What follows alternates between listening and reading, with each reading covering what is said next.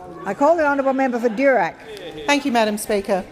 My question is to the Deputy Prime Minister and Minister for Infrastructure and Regional Development. Will the Deputy Prime Minister update the House on measures in the budget that will help provide essential services to remote communities in my electorate of Durack and around the country?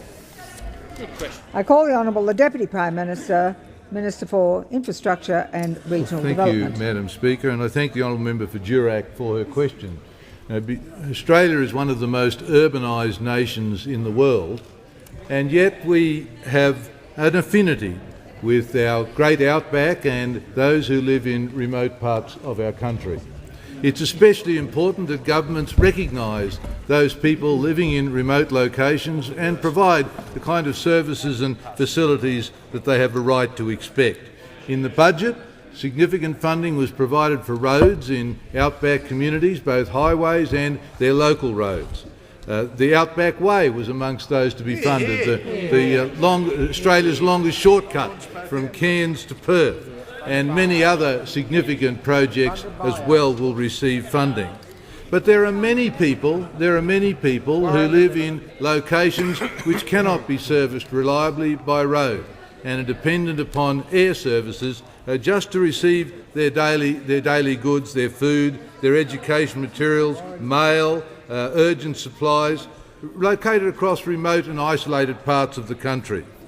Well, in this budget, the federal government provided an additional $5.9 million to top up the air services subsidy scheme for remote communities.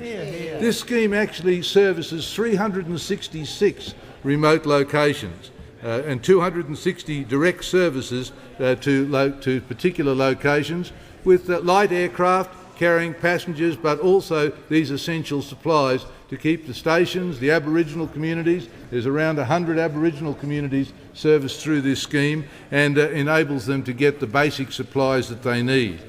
The scheme covers in the Northern Territory, the Gulf Country, Cape York in Queensland, the APY and Channel Country areas in South Australia, Cape Barren Island near Tasmania, and of particular reference to the member for Durack, the Kimberley, the Pilbara and the Desert Country regions around Western Australia. There's 62 services in her electorate alone.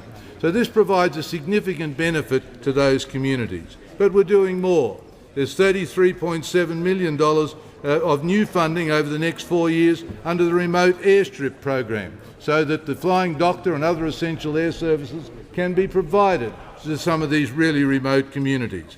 And for the Flying Doctor itself, an extra $20 million over the next 2 years to increase its funding to $68 million per annum, so that this mantle of safety can be provided to people in remote communities. Now, this is a government that cares about those people who are out of sight and out of mind of the cities. We're providing services that really matter and are absolutely essential to life in these communities.